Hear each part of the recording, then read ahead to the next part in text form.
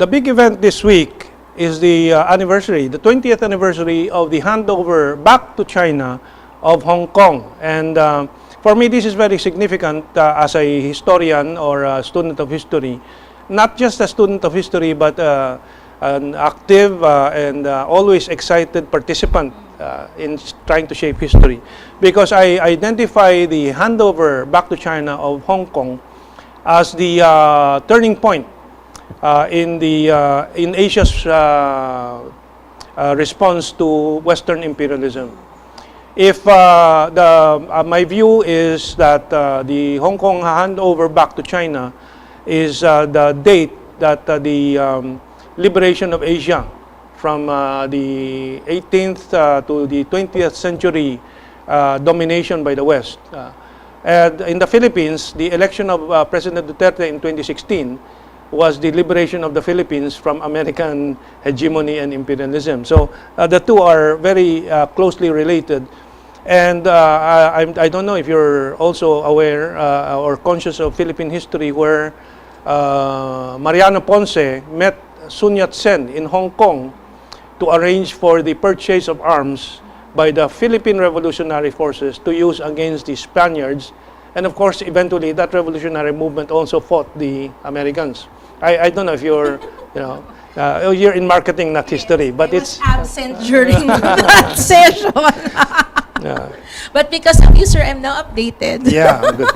And maybe you can mention that to your students too. Yes. So, in terms of the impact of the anniversary, the 20th anniversary, in Hong Kong itself, I want to bring to the awareness of our audience the impact in this headline: Anniversary advances Hong Kong's confidence. And the visit of President Xi Jinping also is, as you said, seems to be very reverberated in Hong Kong. What was your impression? Because a lot of my friends from, of course, Dragon Nation, they're watching. Hello. Yeah, they'll watch. Okay. They'll see you on YouTube. Okay, Yeah, it will go all over trending, I'm sure. Yeah. They keep saying that there's a lot more visitors now in Hong Kong. It's very festive. And it's also, I think, the first, please correct me if I'm wrong, it's like the first celebration wherein the President of China was able to visit. So for them, it's a good thing. Yes. Okay. And I have also, sir, a lot of relatives who are living in Hong Kong. They might be watching Tita Jenny Kayamanda, Nurse Kayamanda. And I remember before the turnover of British to China, they were saying that, even my parents were telling them, what will happen to you? Because from the British colony, you're going to be turned over back to China. But then, everything is still doing well. I was there in China in Hong Kong in 1997. 20 years younger than today. 20 years younger. You don't look any different. That, huh? You were 15 years old. And then I was up very early in the morning. It was still dark, maybe 5 or 6 o'clock. I watched from my apartment. My dad had an apartment there, and so I stayed there. I was fixing it. I was a carpenter and so on at age 46. Wow. And looked down and watched the People's Liberation Army vehicles come in. And later on, I read that they did rehearsals and so on, but they did not carry arms because the turnover had not yet happened, and they were not supposed to bring out any weapons and so on. And then that evening, I attended the fireworks display. So we have some nostalgic videos. You'll get to appreciate them a little later. But I just want to read a few facts about the Hong Kong handover. And we get this from, well, I'll cite the source later on. Despite common misconception, both Hong Kong and Kowloon Peninsula were ceded to the United Kingdom in perpetuity, did I pronounce that correctly? Via the Treaty of Nanking and the Convention of Peking, respectively. London was under no legal obligation to return them to China. However, most of the Crown Colony of Hong Kong actually consists of the new territories. That was indeed a 99-year lease granted by the Convention for the extension of Hong Kong territory in 1898. Now, this is important. Britain was not exactly willing to return Hong Kong. Because the impression now is that everything was so smooth. Britain must have, willingly let go.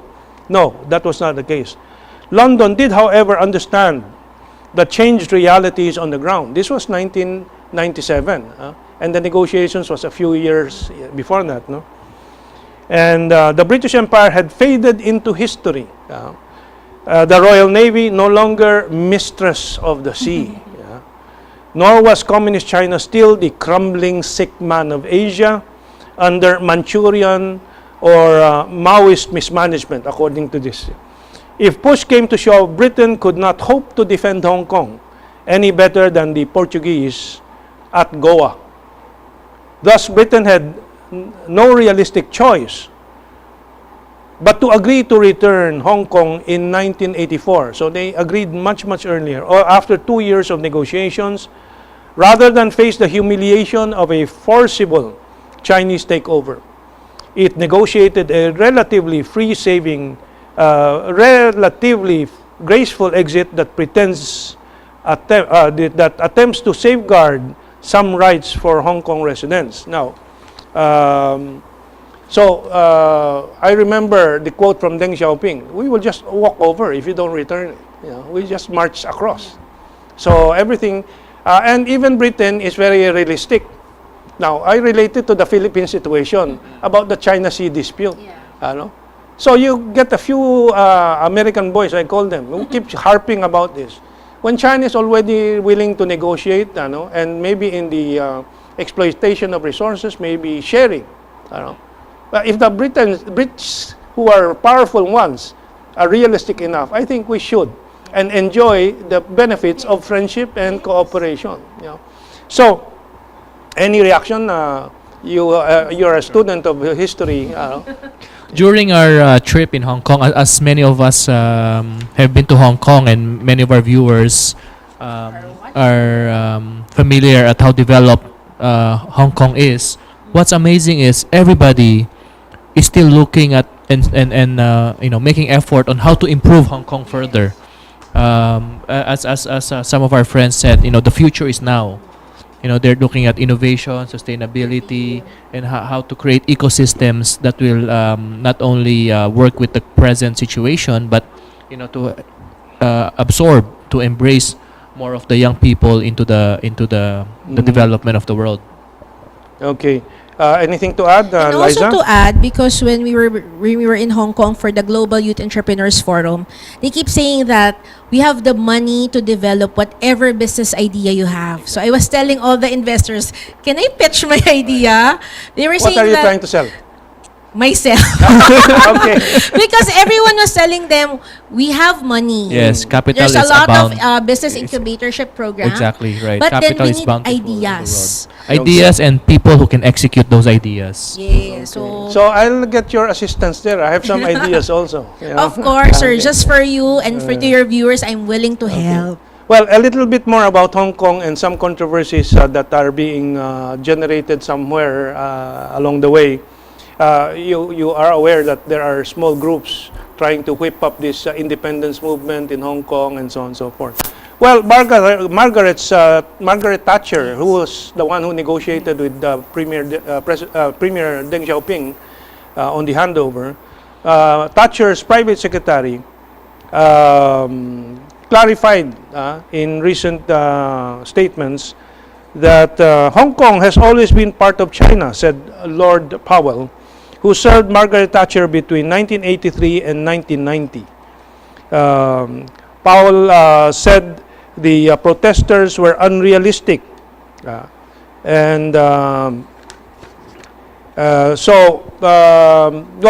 wanted to bring this up to give perspective to these protests.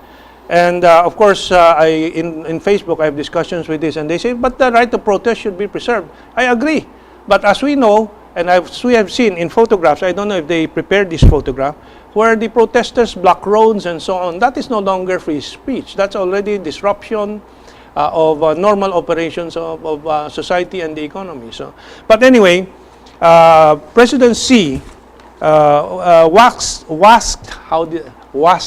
waxed, there, I got the waxed nostalgic, as I did, in thinking about this, and Xi said, President Xi, Hong Kong pulls at my heartstrings. And it's the same thing, because I was 20 years younger.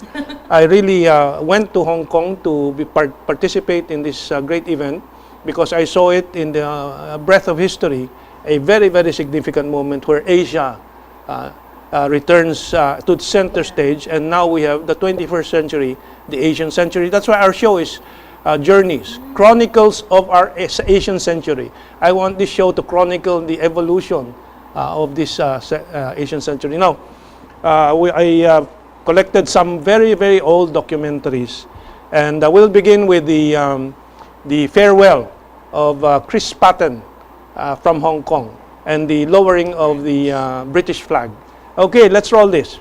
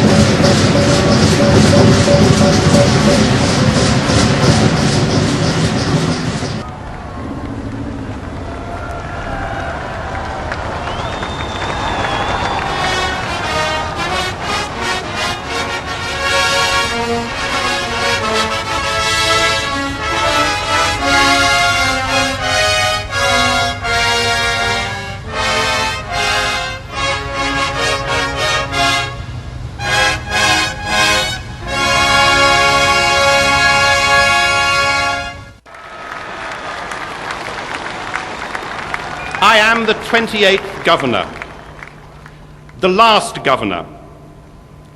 Like all the other governors and their families, my wife, my children and myself will take Hong Kong home in our hearts. You have been kind to us. You have made us welcome. It has been the greatest honor and privilege of my life to share your home for 5 years and to have some responsibility for your future.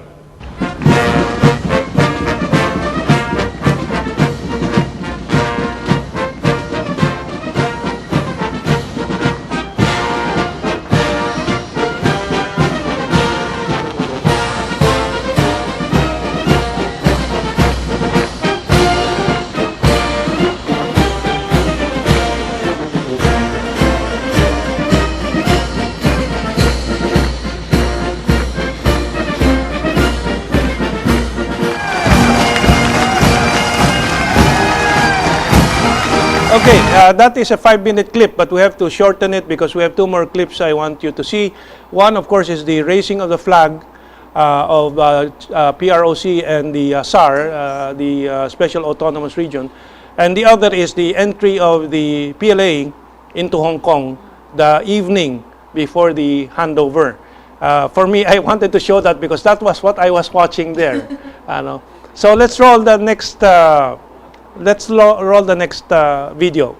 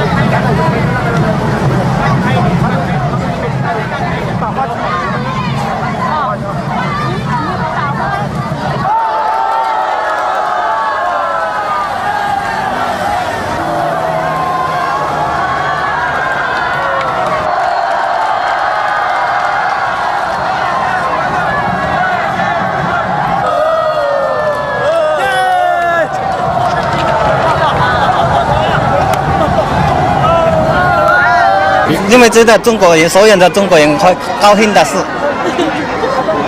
当然笑，太激动了，可能是心情太紧张了，太激动了。是啊，感觉这关键一刻心情可能比较紧张一点，激动一点。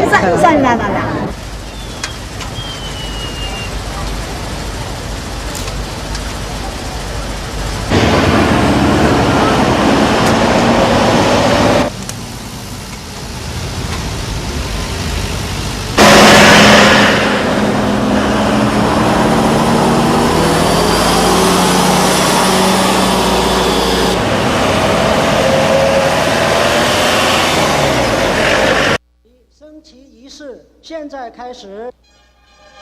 北京时间23:55，两国护旗军人入场。香港交接的一项重要内容就是降下英国国旗和英国统治下的香港旗，升起中华人民共和国国旗和香港特别行政区区旗。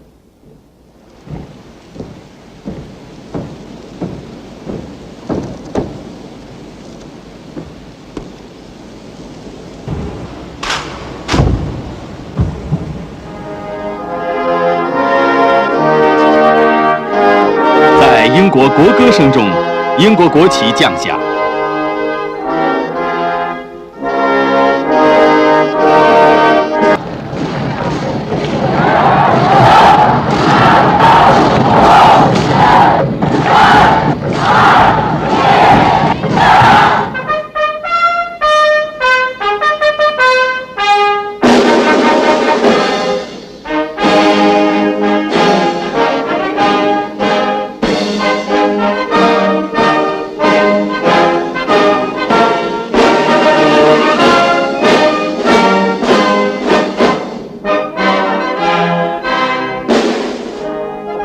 当中华人民共和国国歌声回荡在会展中心大厅的时刻，标志着在香港土地上彻底结束了外国的殖民统治。